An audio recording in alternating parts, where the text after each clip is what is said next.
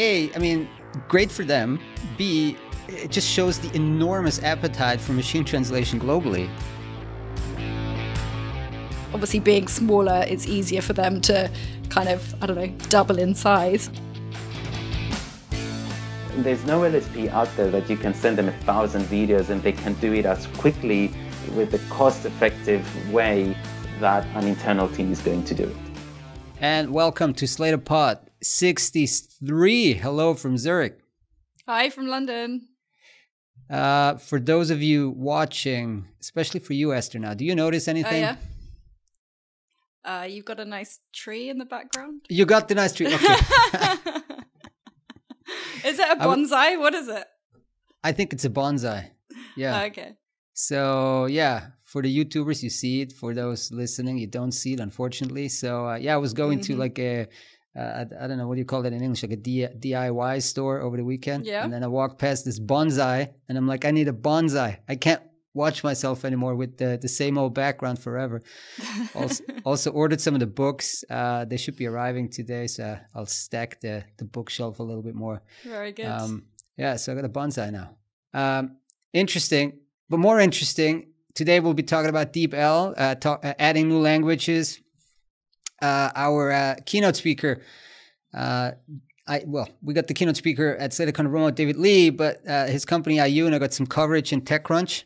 And we'll be talking about fastest growing LSPs, talking about Young Translator and hat tip to Boost Lingo, or kudos to Boost Lingo rather, and I'll tell you later why.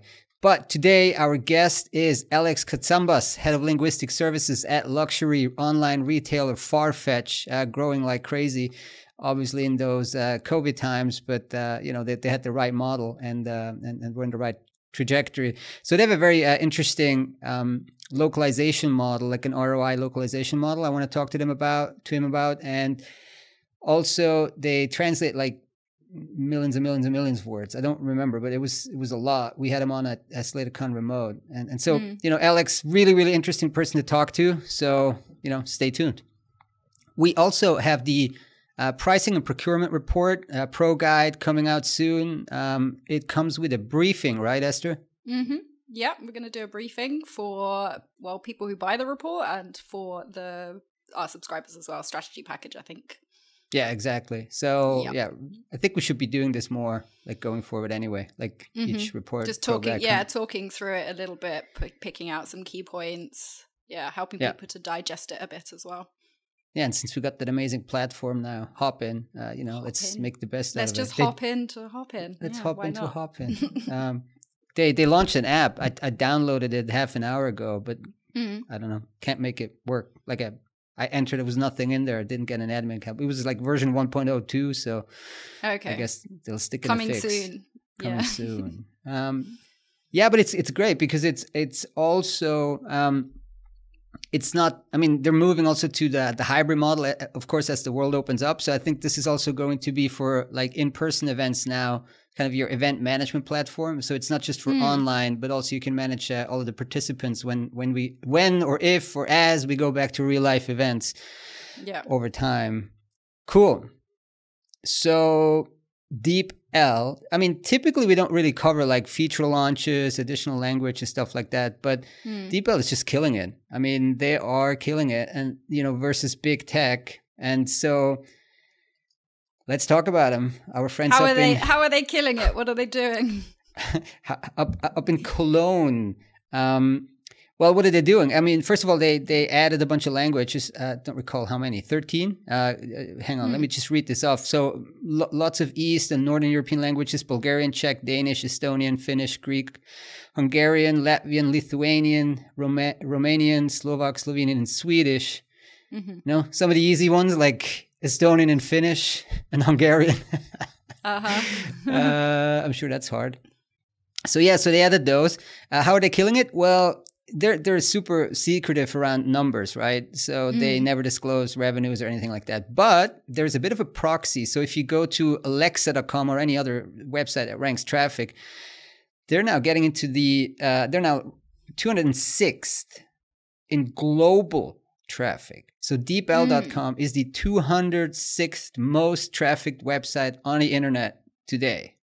Number 13 in Switzerland, number 108 in Germany, and now hang on, number 43 in Japan. Oh, wow. So they're big in Japan. 43. So they added Japanese, maybe it was like 18 months ago. I mean, it wasn't part of their rollout when, made that big splash back in, I don't know, was it 17, 18 when they launched in the first place? So to go from 0 to 43 in Japan in a matter of, maybe like a dozen, 5 years? Yeah, like a year. No, not like a year or something, right? With the launch. Yeah, okay. Yeah, with the launch. I mean, tell me another company that did that. So A, I mean, great for them. B, it just shows the enormous appetite for machine translation globally. So, I mean, with this traffic, they could just stick up like a Google banner and just, basically pay like 100 full-time people just from like banner traffic, right? Well, that was the original model. That was the original model for Lingui. Like the ad revenues or something. Is that what you mean? Yeah, I mean, they're not going to do it, but it's just, it's an amazing amount of traffic. It's a lot, It's a lot. And so, anybody who used to have like as a USP kind of covering those languages, well, here you are, a major new competitor. And so they sold back in 2018, they sold like a 13.6% stake to Benchmark Capital, Silicon Valley, really like storied, successful VC firm. But since then, they haven't done any additional funding round. Now, to me, that's kind of a positive sign. They probably don't need to. Also, we went to LinkedIn and we saw that they hire, but they seem to hire very gradually. So they went from about 50, conservatively 50 in early 2019 to around 120 now on LinkedIn. So, there's obviously a few people that don't have a LinkedIn profile, but so it seems to me a positive sign. I mean, they must be super profitable, and I'm pure speculation, but if you're adding that much traffic, that much traction, that many subscribers, and you're just barely doubling headcount, I guess that's going to be a profitable business. So it also, they're very much integrated into the LSP landscape by plugins. So I checked their website. So now they officially support Stratos Studio, MemoQ, DejaVu, WordFast, Across, and MemSource. There's probably a few other CAT tools that integrate, but those are the ones that DeepL lists. So via the DeepL Pro plugin. Interesting to see where they're going to go. I mean, I thought like maybe 1.5 years ago that they were going to max out on traffic, but they're not. They continue to grow. Obviously, it's harder. It gets super hard as you go on. Like getting into like the top 100 websites globally is probably almost impossible. But being at the 200 is interesting. So yeah, wondering what's going to happen there. Very far away from pure machine translation, much more into obviously the media space. Ioona, they got some TechCrunch coverage. So yeah, they did. What was that all about? I mean, it was pretty interesting. It was kind of a deep dive interview and profile of Ioona. They spoke to the chairman, David Lee, who you mentioned already as our remote speaker. But it was, it's super fascinating kind of look at Ioona as a company, including their tech stack, including their workflows. It was talking about, Ioona basically growing. This is obviously media localization company, Ioona, very big. Being founded back in 2002, when I think David Lee was in his final year of university or something. So going from being this kind of English to Korean subtitling provider, essentially, to this now, $400 million revenue company who's VC backed. So they threw out some stats as well, saying that they do localization for about 600,000 hours of content on an annual basis, which sounds like a lot. It's probably that's probably in pre-SDI, right? Because they only spoke. I would think so. Yeah, I would think that's probably 2020. I mean, I don't think they've joined forces officially as of yet. David Lee is going to go, why are you talking about our stats? You could just ask me. It's Liticon Remote. You could just ask me. Yeah. But I mean, the TechCrunch article, I think, obviously it comes from that TechCrunch angle, so talking a bit about the tech stack as well that they have. And interesting that you segued from DeepL, because they did talk about Iyuno's genre-specific NMT engines.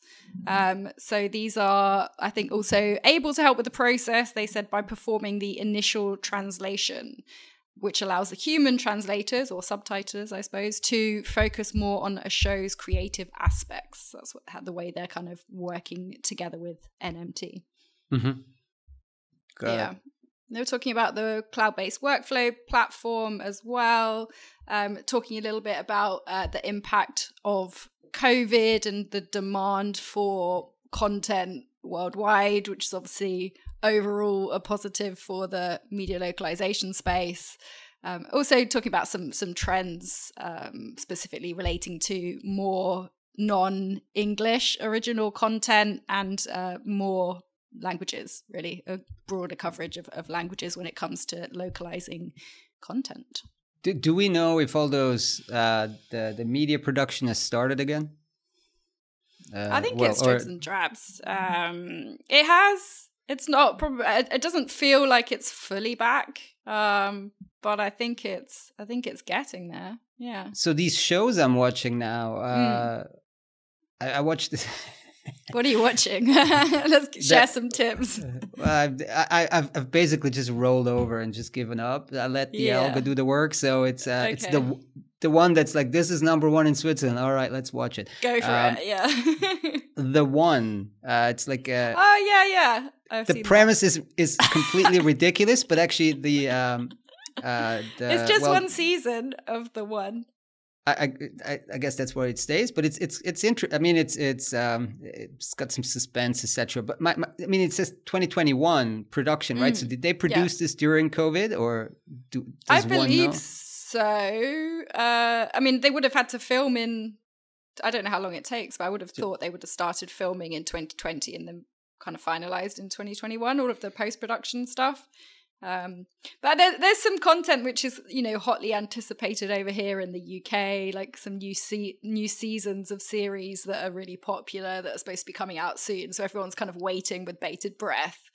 Yeah. So I do think, at least for the most part, it seems like the filming has concluded. Some of them did it in bubbles and things like that. I don't know if on a bigger global scale things are back to normal. It would surprise me.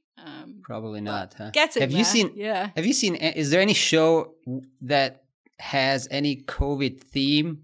Probably not. Nobody wants to come home. Like acknowledge it. Yeah, acknowledge it. Well, probably nobody wants. Yeah. Well, I mean, I think only the soaps are doing that. Kind of, telenovela, or I don't know what people call it, not in the UK, like the sort of soaps. Is that a thing? You know what that is? I don't know. I don't watch any non-OTT content.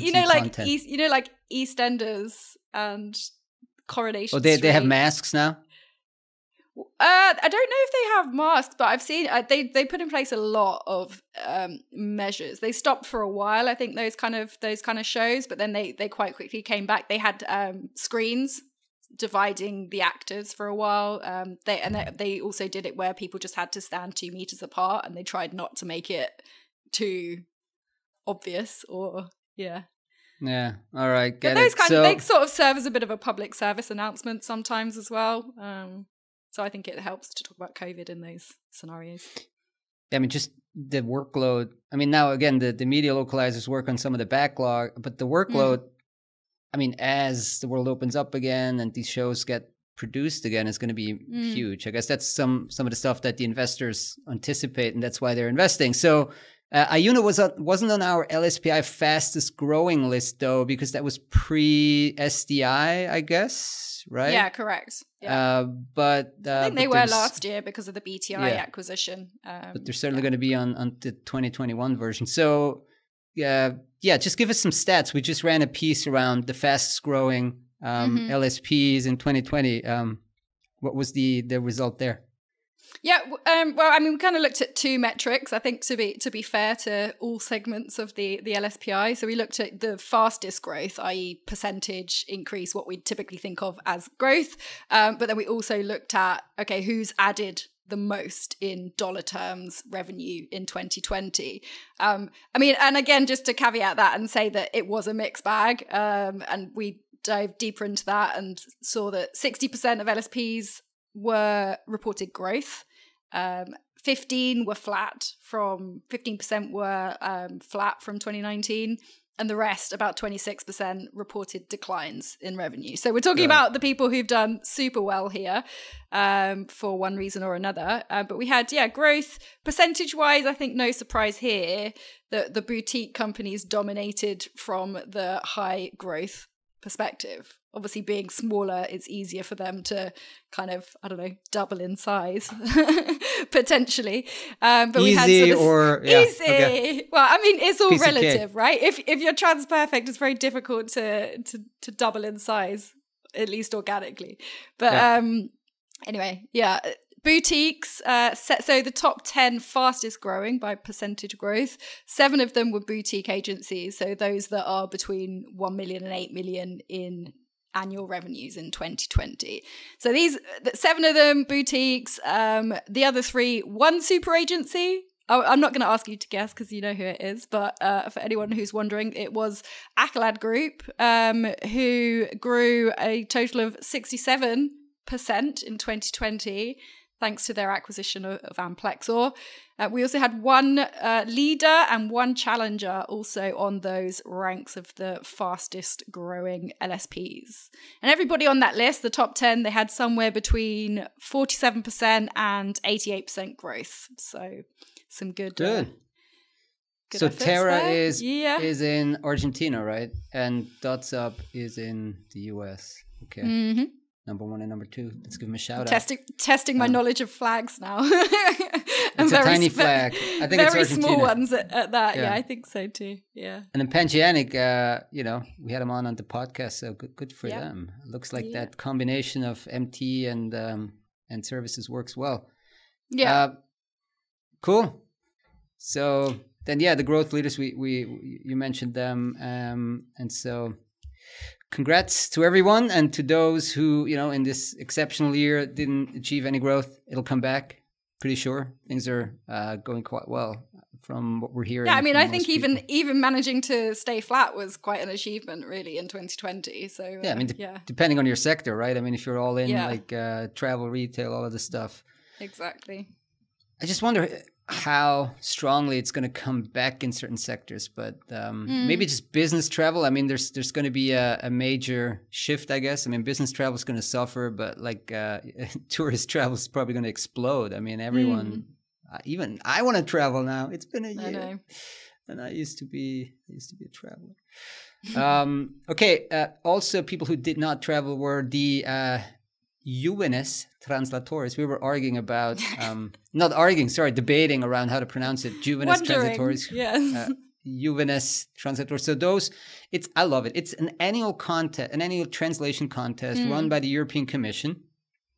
And so they select, like, it's literally 1 out of 1,000 or something, or maybe like chances of winning is like 1 out of 100, 1 out of 500. So, no, hang on. So they had 2,700 contestants, and they picked out 27. Well, so it's 1. Okay, got it. It's 1 out of 100. And so they do like an official translation competition. You can select any one combination of the European Union's 24 official languages. So it's like 552 possible combinations. And actually in this contest, 150 combinations were submitted. And so they got a little, not as many participants as they used to get. Like they got 2,700. It used to be like more than 3,000, but it's probably because it's 2,800. So it's like 2,800. Yeah. So it's a little less. 200 plus less. Yeah. I guess it's general disruption. People are busy. People do all kinds of remote teaching, etc. Plus, I guess maybe one of the incentives was that the winners in the past years they got to travel to Brussels and had like an official ceremony, because some people probably thought, well, if that carrot's gone, I'm not going to participate. But anyway, so Nathan Anthony Pace of Malta was among the 2 top scorers, and then wow. Oh, I can't. sorry, that name, I would need deep L. That's Lithuanian. Emilia Makarivučiūtė. She was also top scorer. And she translated from German into Lithuanian, and Nathan translated from English into Maltese. So kudos to them. Good job. Yeah. You know, keep up the good work. And now keep translating. Translating. I like it. It's great. It's a good contest, and I like to cover it each year. Hey, so in October 2020, we spoke about Zoom launching Zaps, right? Those kind of apps, like add-on apps that you could use on Zoom. And we were wondering why there's no interpreting and translation, especially like obviously video interpreting app there. Well, since they had to scrap the name Zaps, I think it was because of Zapier. Zapier is that B2B... who am I to try to describe Zapier? We're using it, but it's hard to explain. It's kind of a middleware piece for SaaS offerings. Anyway, so they had to scrap the name Zapier Zoom.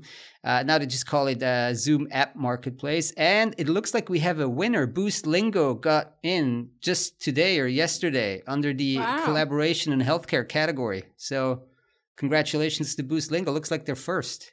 We did research before, and I don't see anything else. That's a big win. So they're not specifically there as interpreting. Is it obvious? No, they are. They are. Okay, but healthcare interpreting only. Yeah. Okay. No, it's just that they. No. Okay. Sorry. Let me clarify. I mean, there is no language category in the Zoom App Store, so they're basically under the collaboration and under the healthcare categories. Okay. I mean, for what it's worth. It's like a partnership or something. Collaboration, partnership. I don't know. Right? No. So it's a market. Well, it's okay. Now, let me describe it. So Zoom has an app marketplace. Yes. Okay. I got that much. Yes. That got very, I mean, so these apps connect neatly to Zoom, and Zoom promotes you as an official app in their marketplace. Yes. And so then there's probably around a dozen categories, and two of them one is collaboration, one is healthcare, and then there's a bunch of others like, I don't know, I think there's a transcription one as well. Okay. And so Boost Lingo, because there is no interpreting category, is now under the collaboration and healthcare category. But, well, it's minor detail. Yeah. Bigger pictures that looks like Boost Lingo actually managed to be the first. Maybe there's going to be others, but congratulations to Boost Lingo. So, very cool. Good. Let's head over to luxury retail and to Alex Katsambas of Farfetch. Catch you soon. Let's do it. See you.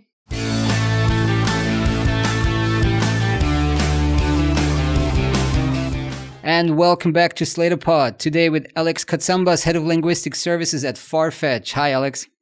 Hi, guys. Nice seeing you. Hi, Alex. Welcome. Hi. Thanks for having me. Well, thanks for coming back. You were at our SlaterCon remote in December, and I found that so interesting. I thought we have to also talk about it with our podcast audience. So thanks so much for doing this. No, thank you. It was an amazing day, actually, that one. It was really, really nice. Kind of getting to meet all these people.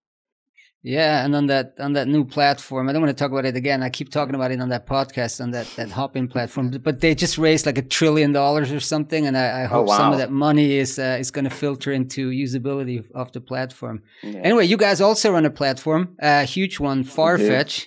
So tell us a bit more about Farfetch, what the company does, what does it sell, how does it operate? Sure. So a platform it's a luxury marketplace.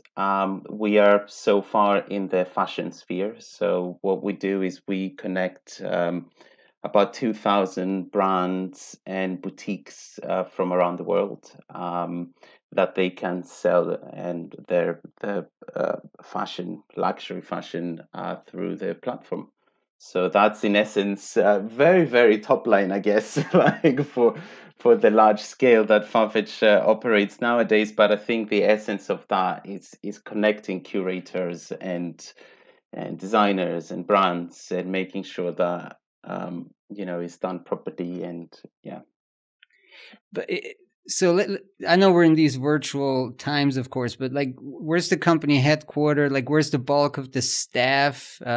Except that they're all at home. That's a very interesting question. Yeah. So the company's headquartered in London, based in London, but in the last, I'd say in the last 5 years, there's been a global expansion. We have production centers in several locations around the world where we do the photo shooting for items that for our product catalog, but we also now have very large operations in China. We have a local China office that we have local production capabilities as well. We have teams in Hong Kong, we have teams in Tokyo, in Dubai, in Moscow. There is a big office in Brazil, in Sao Paulo. They have local supply as well. So that supports all our Latin American operations, and of course the US. So from West Coast to East Coast as well.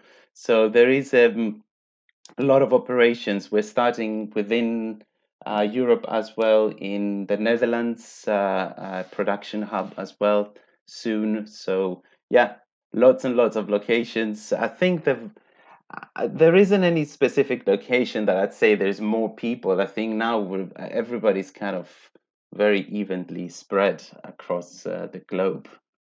So when you say production, and how do I have to picture this? So maybe just tell us a bit more about who's like kind of not an average, but like a typical customer of Farfetch, and who's a typical partner slash maybe, partner of Farfetch that sells things on the platform.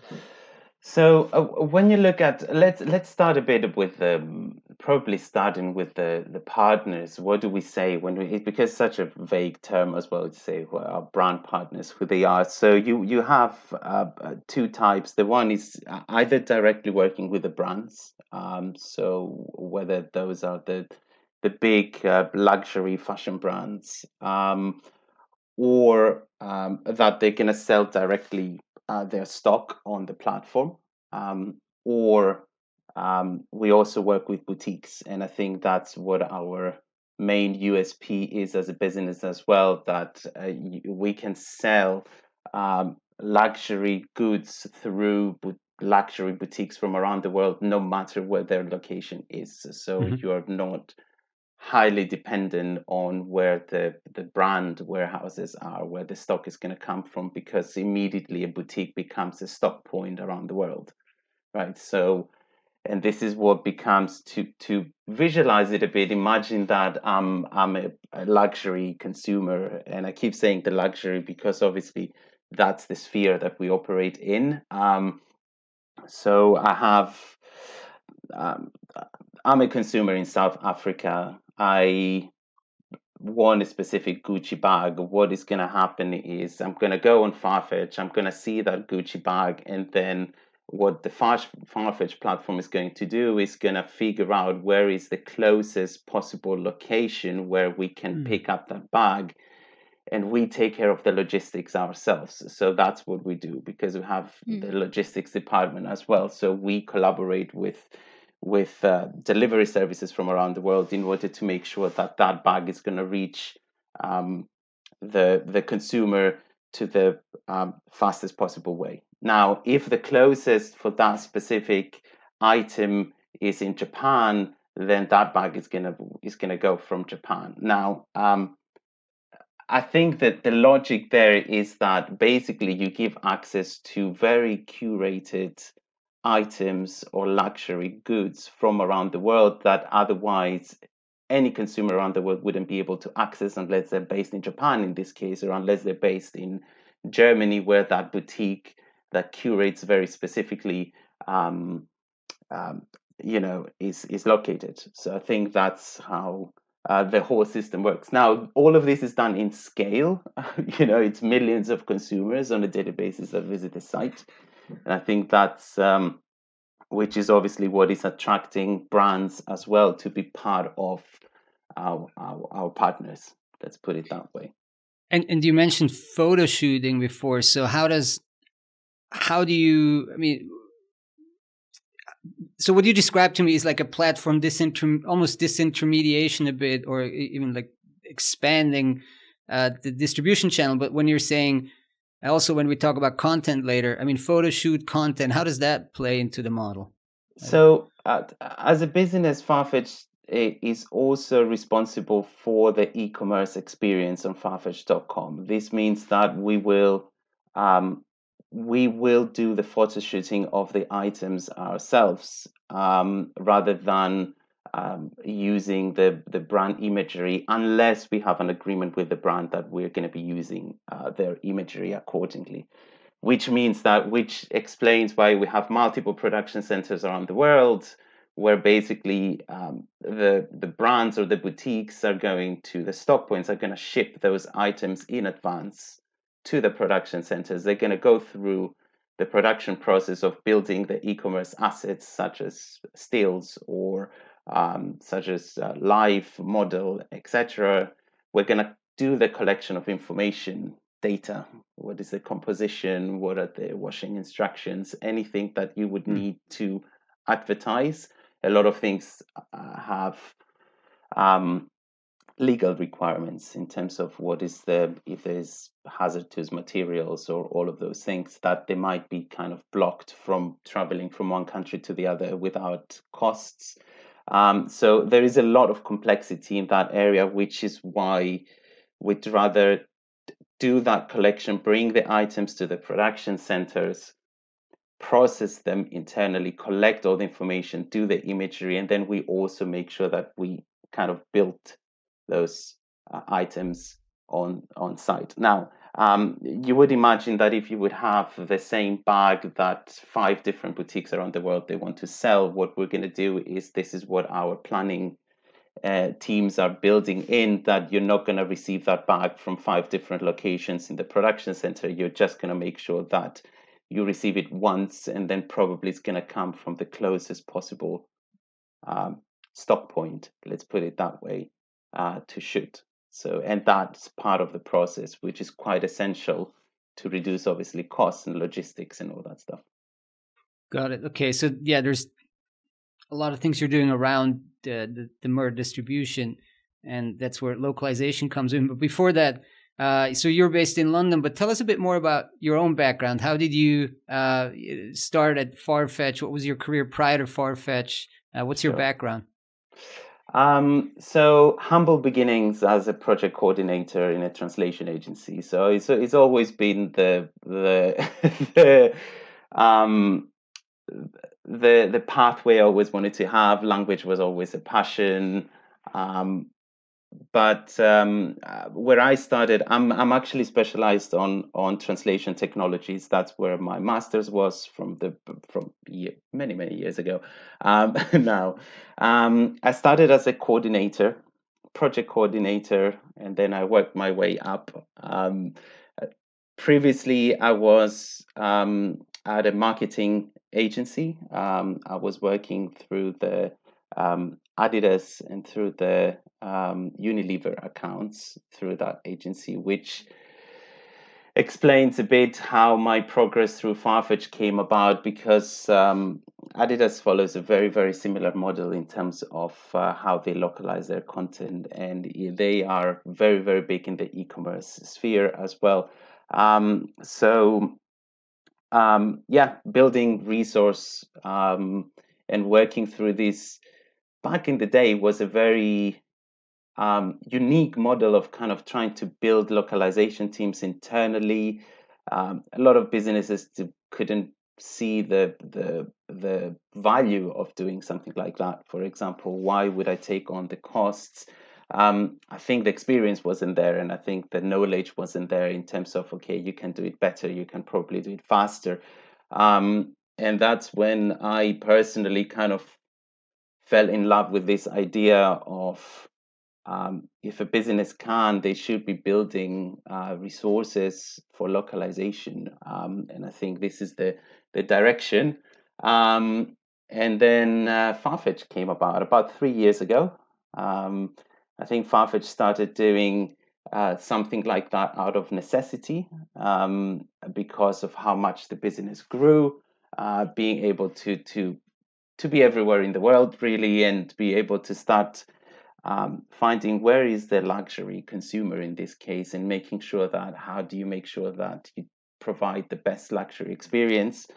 But also the necessity comes from volumes as well. I think one of the biggest challenges is very few suppliers out there, and by suppliers I mean translation agencies in this case, or localization agencies, are able to um, yeah, to afford really having a customer that has more than 2 billion words a year, and doing that efficiently and quickly and flexibly, and also potentially with the least cost possible, I guess.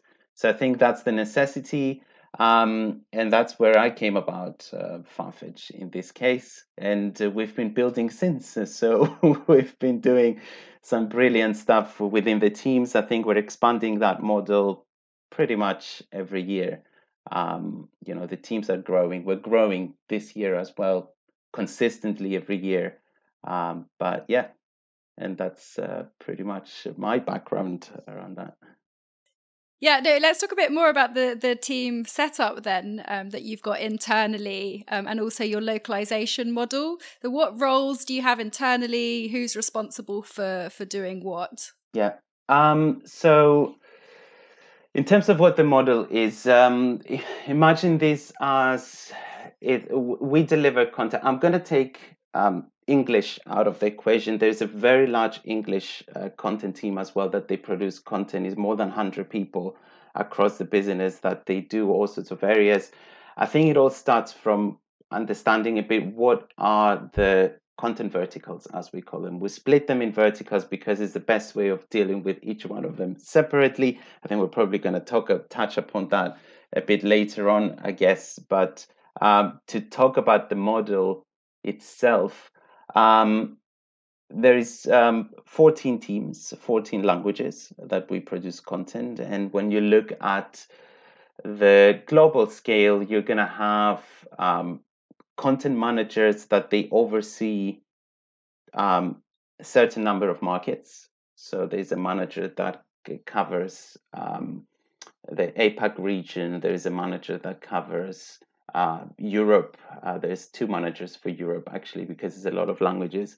There's someone for Latin America as well. And then under that, you're going to have leads for each market. So we have content leads. And then within each team, we have writers, senior writers, sub-editors. Some teams have specialists, depending on the region. They also have content assistants, and obviously all of that supported and kept together by a coordination team. So we have project managers and project coordinators that they support the team. So that makes a very, very large group of people, including especially the product writers, which is at the moment, the vast majority of them are not internal resources. The vast majority of them are external resources, but we train directly, so that we don't go via a third party to find those resources. So they're kind of a natural extension of the internal team. Mm. Mm. And you also introduced the concepts, I think, of value and cost were two terms that you'd mentioned earlier. So I thought it would be interesting to talk a bit about the ROI, so return of investment on localization. Sure. for Farfetch. How do you look at ROI? How do you think about it in terms of your coverage and localization? Yeah, I think we touched upon that last time during the remote event as well, and I think it's one of the most interesting things for us to explore every time. Part of the big questions is localization worth it? Do we need it? And it's easier to answer that question when you look at markets like China or markets like Germany or France, like, these big markets that they have a lot of extensive localization capabilities within the country as well. Everything is localized, or at least there is a preference to localize.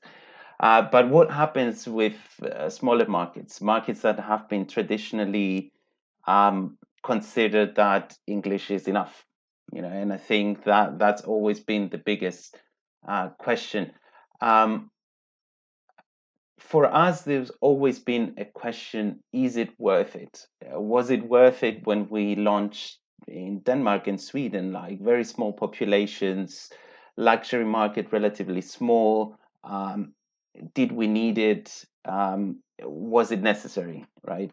And I think that's where we started looking into what could potentially be the return on investment. And I think you need to see the bigger picture. I think, as I explained it last time in our call, what we do is we have to define what the metrics are. What do we consider as return on investment?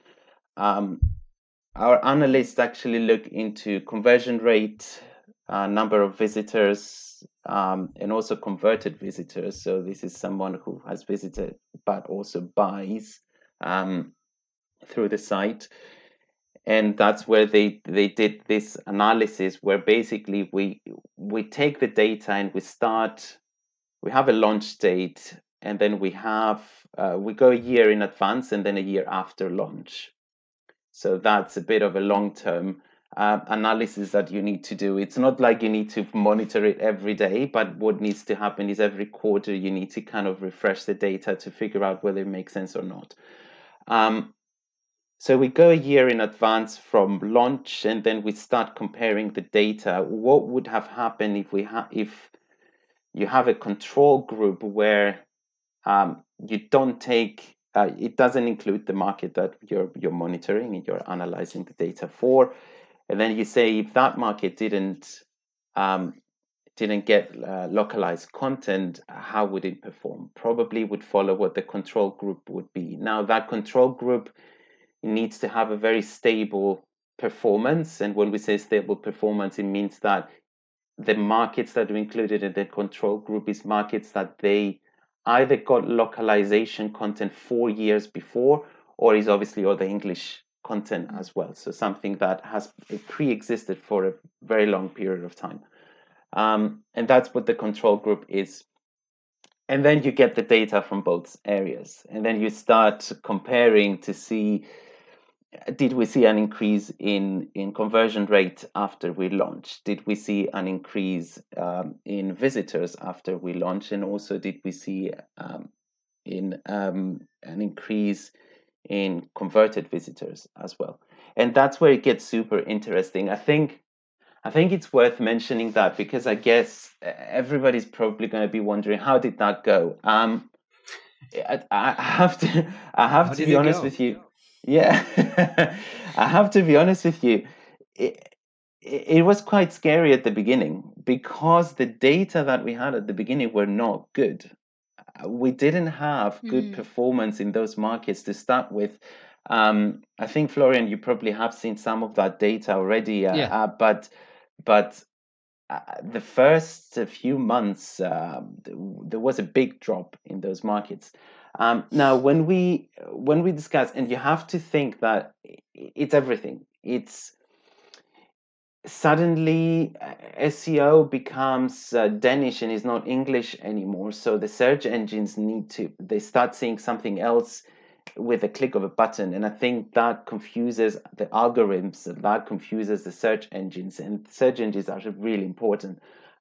Performance marketing changes, the strategy needs to change there. And I think that also becomes quite complex for the whole operation to just say, from day one, we started like selling like crazy in Denmark. That really didn't happen. It takes time. And from a branding perspective, the Danish consumer started seeing something in Danish. And this is part of the conversations with our Danish leads and the Swedish leads within Farfetch, that the local consumer is not used to it. They're not used to having big, websites that are trying to break through in the market, targeting them in the local language. And I think that takes a little bit for everyone to get used to. But that's brand awareness, and that builds up. And I think within a year's time, we actually started seeing, I think the second half of the year, after we launched, everything started going in the app. And I think it's just because everything was in place. outside Farfetch, like search engines started getting used to us. So obviously Google had to figure out in this case, is our content good enough? Are we producing good content? And that matters, you know. There's so many interesting things that you just said. I mean, to me, the SEO is, I mean, it's a key point, right? When you're saying, I didn't even think about it. Like, yeah, you switch a flick, but then you're not going to get immediately recognized. So that's super interesting. No. And also that you're kind of changing your brand's perception when you're going from this, hey, we're international, global, and obviously you as the sophisticated consumer are able to read English, right? In a place like Denmark, Sweden, whatever, Norway, right? And now we're going to talk to you in your, native language. That's probably takes some time to get used to. I think if the content's extremely well done, then I'm sure it'll long term, it'll actually increase exactly the perception and the value of the brand. But short term, yeah, interesting that it might actually confuse a few. It does confuse, and I think it's always a question. I think you touched upon SEO a bit. I think we always keep saying like content is king, right? This is the idea. This is our strategy, and if good content is good content, then the engines will know. We shouldn't underestimate Google, for example, or any search engine, because it's not just Google. There's different search engines in Russia, different search engines in China, in local search engines work better. Consumers might be looking through different platforms. They don't just necessarily use Google. But if you take Google as an example, Google becomes smarter and smarter. Google knows what good content is, right? To the extent that sometimes it's almost scary how they can recognize. But that becomes that ranks you within the market, and good content is going to help you rank better. Fresh content, refreshing the content, these kind of key areas of that goes really beyond translation and localization. Really, I think it goes to the strategy of things. So when you saw that dip, just to dwell on that for a second, does this then escalate up quite high, and do you like to have to go into quarterly meetings and defend your strategy, or is like you've been given quite a long leeway and they kind of understand the long-term criticality of putting out good content in local language? It's so we didn't have to do the first one for sure. So it wasn't. It's not. Yeah. It doesn't go to that extent. I think it would take much longer of low performance to actually have to go very senior and say, actually, we need to make a decision. But that does call for, let's keep approaching this carefully.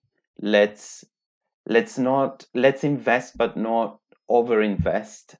Let's not grow the teams immediately to like 15 people from day one. Maybe let's make this a long-term plan where we keep monitoring, but this needs to probably be a 3 to 5 year plan more than within a year we need to just have like 15 writers for Denmark and 15 writers for Sweden. And I know we keep mentioning those two markets, but there's other markets as well. Like, we started, because you never know how the performance is going to be. We might end up being like the number one online platform for clothing in Sweden within the next 5 years. That it's very difficult to predict things like that. So, and I think the business understands that. Like, we launch Mexican Spanish about 3 years ago, and that was one of our smallest markets. And Mexico this year is actually projected to surpass the $100 million. Wow. So as a market itself, and I think that's really cool to be able to see, because you couldn't foresee that 3 years ago when we're launching, but suddenly you can see that market somehow you started ranking. It's all the steps, is the SEO side of things, since the paid the performance marketing, but it's also good quality content. And I think that really matters, because that's security as well. And there's all sorts of other things. I know we talk about content, but we shouldn't forget the logistics. We shouldn't forget the payments, the security on site to purchase freely and securely. There's a lot of that as well. Yeah, I think that we kind of almost have to gate that. I mean, there's so much more, I guess, when you go into these countries and do the physical logistics and the payment and everything. But yeah, let's just stay with the content. It's tough enough for me to process that already. I guess, so when you think back or look back over the past year, I think London just marked like its 1 year anniversary of announcing that schools were going to close for COVID or something. But I mean, taking a look back at pre-COVID, COVID, and where we are now, do you think anything's changed in terms of how e-commerce is happening?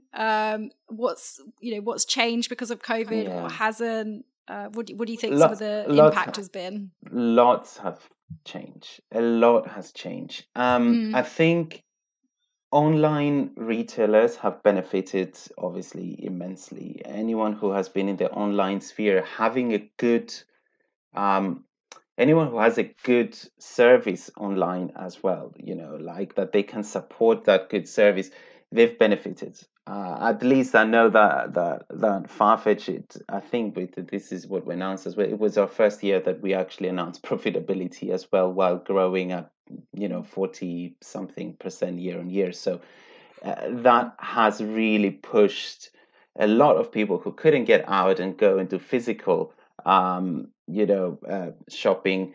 It pushed them towards online, and if you have a good product, then you will attract that consumer. I think the first half of the year we added about 500,000 new customers on the platform, like within just the beginning, the first couple of quarters during the pandemic. But I think that wasn't the biggest change. The biggest change is how the consumer sees fashion and luxury nowadays. That was the biggest change that COVID has brought. There was a huge shift towards sustainability. We've seen that, we've felt that within the content we produce. I think that 2020 for us was a year that our biggest focus in terms of content was towards that sphere of sustainability, sustainable fashion, zeroing out the carbon emissions through our logistics. There's a lot of those initiatives, but from a content sphere, and if we look into the content sphere, we are doing, and we have done a lot to support. We started doing analysis in markets that they need to know more about sustainable products, and that also requires us to research and understand how do we speak about sustainability in Germany, and is it the same in Mexico, and is it the same in China, and adjusting the content and making sure that it really speaks to the local consumers. We have initiatives that we're just launching in specific markets that require content support in this case, which is pushing our work into content creation as well, which goes again beyond the translation, localization side of things. I think that was the biggest change. Now, from a team perspective, we've been at home for a year now, and I think that definitely had an impact in terms of how close the teams are. Part of having an internal localization model is to have that capability of interacting, having everybody in the same space, to interact, to meet each other, to have teams that they work together and they collaborate. All of that we had to kind of compartmentalize, I guess, ignore, pretend we never did that before, and just move on. Hopefully, hoping that all of this is going to go away soon and we're going to be able to go back. But yeah. For sure. Yeah, it's super interesting about sustainability, I think, in particular.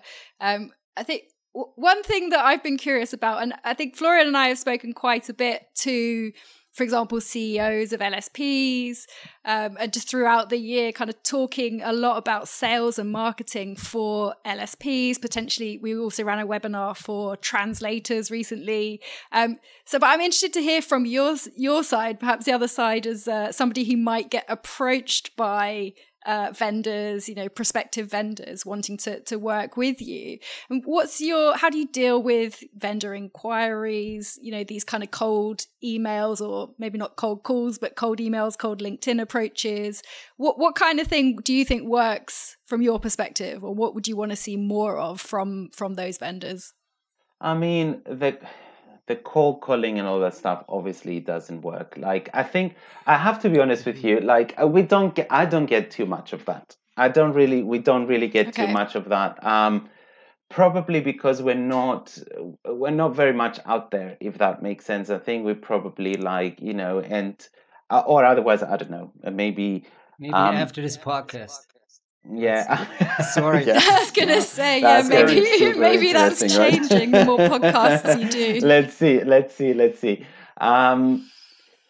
Look, I think usually in a polite way, we can always say like that we're not interested. But what I'm gonna stand a bit more on what we would expect to see more. I think what the industry needs is more transparency. This is my experience, and I'm talking from someone who has moved from. I started from a translation agency. I moved into somewhere in between, which is marketing with localization capabilities, and then eventually I moved into an in-house model. So I feel that I've seen pretty much all sides, and I understand all sides very well, and I understand where they're coming from.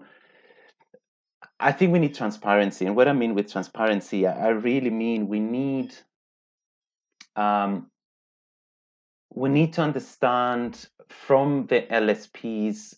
I think the LSPs probably need to understand what is their USP. Where's their unique selling point? What do they have to offer that is different or makes it different from between them to start with? I think there's some brilliant LSPs out there. I don't think trying to cover every single area in the localization sphere is realistic. I don't think that it creates confidence from someone on my end when you're basically telling me that you can do everything. I think that we need more specialization, and I think LSP should also probably spend a little bit more time understanding what the new content requirements, especially in the e-commerce sphere, are. Move away from that translation capability. Everything moves so fast nowadays. Translation is not good enough. This is the reality when you're looking into the content sphere, especially online. Just translation is not good enough. The consumer is very tech savvy nowadays. The consumer knows how to navigate social media. They're multilingual. More and more people are multilingual as well. They understand and they know. So I think we need companies that they go and specialize in specific areas, and there's room for them in the industry for sure. I think that they're sometimes a bit under pressure. Like they feel if they don't have it on their website, they don't have it in their pitch, they kind of close the door, and then it's kind of everything to everyone, as opposed to like being the exact right thing for that buyer that actually has that, right? I mean, I have a similar issue sometimes. Like when you look at like web developers, for example, you're like, okay, can you? I know you can do everything, but maybe if you just put on your website that you do only WooCommerce and WordPress, then, I'd have more confidence than if you tell me that you do 70,000 other things as well. So there is room for everyone nowadays. Like, and the especially in the e-commerce, like it's still, you have to think that it's still like the balances between e-commerce and physical retail is still 25 to 75%. Like, it's still, the online sphere is still relatively small compared to what happens in a physical store. So just I think there's room for people to grow careers or LSPs to grow into specific areas and specialize. We're going to need this in the future for sure. And talk about a specific channel. What about video as a channel for you, advertising, sales? Are you doing it a lot? Is there a particular challenge to localize it? There's all these new cool kind of technologies coming out to localize video or provide a localized video experience. We don't do a lot localization with video. We do a lot of assets for different campaigns, either subtitling or graphics. It's quite extensive at the moment when it comes to, obviously it's a lot of languages and it's a lot of assets and it's a lot of platforms that need to be advertised. So with performance marketing or brand teams, we do a lot of those, but they're seasonal usually. So every season we change our assets and imagery, etc. So obviously a lot of videos need to be redone. I think the team is going through like 1,000 videos right now. Actually, I was just checking that your numbers are crazy. 2 billion words, thousands of videos. but it's very small. Look, it's a very big team and they're very efficient, right? So let's put it this way. Must be. They do a lot of work every day.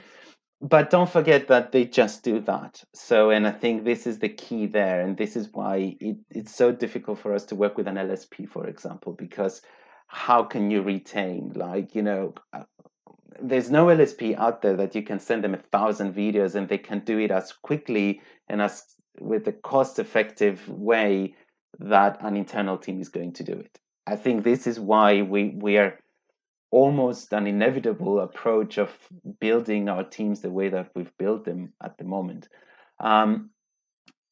That's the one, obviously, the brand assets and all that stuff.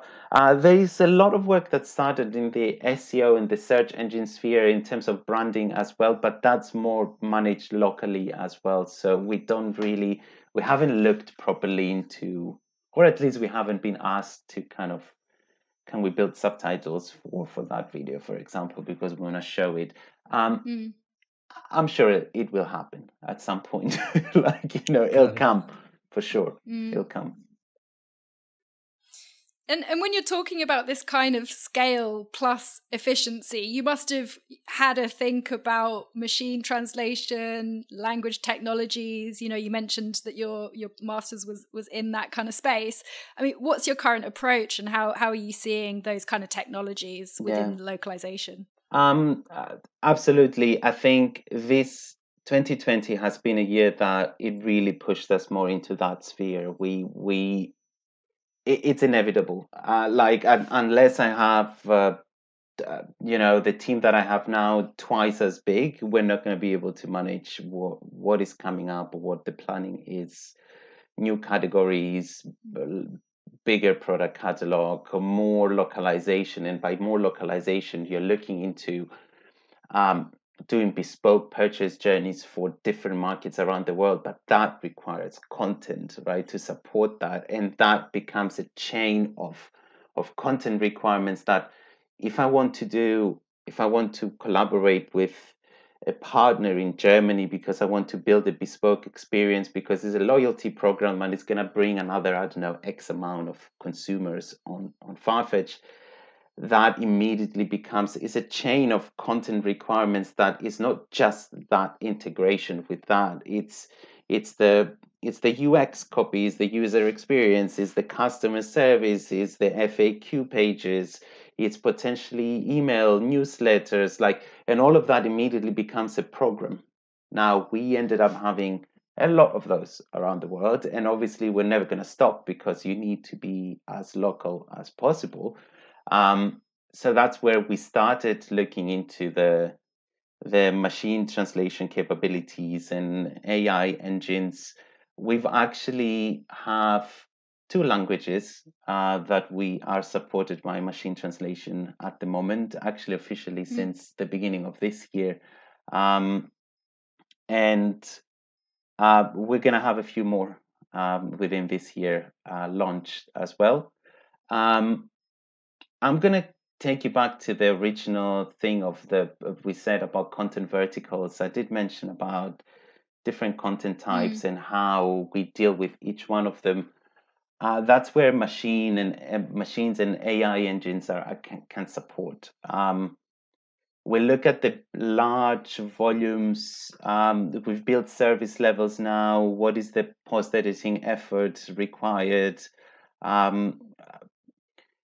What is the level of quality that I'm expecting from brand and marketing content, and what is the level of quality that I'm expecting from product information, from compositions, from countries of origin, any content that is more regular, that is pretty much almost dynamic, that it doesn't really need to be revisited and looked by 2 or 3 different people. We also do a 3-step localization within the teams anyway, so it's not just one person or 2 people. And we separate that, and then we activate machine translation on specific areas, and we just don't activate it in other areas, and that really already shows. I think I have the numbers from the teams when we did our POCs with the third party that we're working on and collaborating. I think we had like 45% increase in efficiencies across product information, because the copy is more standardized. So you just and that's the way forward. And I think it's all about understanding how you can put the engines in use, in the right use, but at the same time having that critical eye and making sure that it's not a blanket approach. It needs to be approached depending on content types, but it all starts from there eventually. Like, what kind of service level do you want in each area of our website in this case? And then we defined where do we go from there. Sounds like a big challenge, but also interesting that you're saying that now. Well, in 2021, you're rolling out more MT. We just before on the previous segment of the podcast, we mentioned DeepL rolling out like 13 new Eastern European languages yesterday. So I think 2021 is going to see another big jump in just adoption and everything. So of MT again. Great. I don't think there is any other option. I think that no. It's it's happening. It's an inevitable thing, but I don't think that businesses that they offer this kind of who offer the services and they're specialized in building engines, I actually think they're doing a great job. I think that they're doing a brilliant job and they're needed. And I have to mention here, we haven't reduced any of our existing resources. And I think that's the biggest fear. And I think we should be mentioning that as well, because there's always the fear of, am I going to lose my job? Are we going to need less translators? No, we're always going to need more and more writers and translators. I think what people sometimes forget, not appreciate, but simply forget, is like just the amount of stuff that needs to get done is so much bigger than it was 10 years ago, and it was 5 years ago. It's enormous, right? I mean, just look at your team, your challenge, right? I mean, you want to go into China. I don't want to think about what that effort must have been like, right? So yeah, that's what people forget. So those are productivity tools, and maybe sometimes they replace, but most often they just accelerate. It accelerates. It's exactly that. It's just more content in a shorter period of time, because it just helps you to time to market just reduces considerably, and I think that's the key there. But to be honest with you, like, what you do is you redirect the resources into optimizing content, doing the stuff that they were always thinking that I'd love to be able to do that, but I don't have the time because I need to do the other thing. And this is what we're doing now. So eventually it's a win-win situation. The areas that you always wanted to increase the quality of content, you're actually increasing it by allowing the engines to backfill all the capacity constraints that you would have otherwise, that you would stretch your teams to be able to cover. And I think that's exactly, but it's a balance, and you need to have people who understand that they need to build that balance within their models. Otherwise, it can go really badly really quickly, right? And I think that's the other end of the spectrum as well. So Alex, I was trying to end on a positive note, but let's let's end on it. It can't end really badly. It could go really badly. Really quickly. Hopefully it won't though. And no, it doesn't. It hasn't, and it doesn't. But yeah. Cool. All right. Well, that was fascinating, very interesting, and looking actually forward to re-listen to that. So thanks a lot, Alex. Thanks for taking the time. I appreciate your time. Thank you for inviting me. you. All right. Bye-bye. Bye.